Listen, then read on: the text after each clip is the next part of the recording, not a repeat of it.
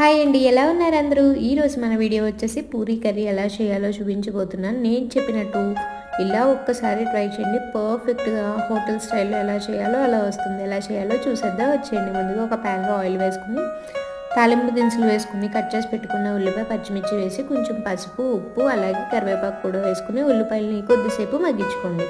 ఉల్లిపాయలు లైట్గా colour change అయిన తర్వాత ఇందులో వాటర్ అనేది యాడ్ చేసుకుని వాటర్ మొత్తం బాయిలింగ్ అయ్యి ఉల్లిపాయలు అనేవి ట్రాన్స్పరెంట్గా అయ్యేంత వరకు కుక్ చేసుకుని ఇప్పుడు ఒక గిన్నెలోకి 2 స్పూన్స్ వరకు శనగపిండి వేసుకుని వాటర్ యాడ్ చేసుకుని లెమ్స్ అనేవి లేకుండా కలిపి పెట్టుకోండి. ఇప్పుడు వాటర్ ఇలా బాయిలింగ్ అయ్యేటప్పుడు మనం ముందుగా ఉడికించుకున్న ఆలు ముక్కల్ని కూడా వేసి ఒకసారి బాగా కలుపుకొని మనం ముందుగా కలిపి పెట్టుకున్న శనగపిండి వాటర్ కూడా యాడ్ చేసుకుని గరిటెతోటి బాగా కలుపుకోవాలి.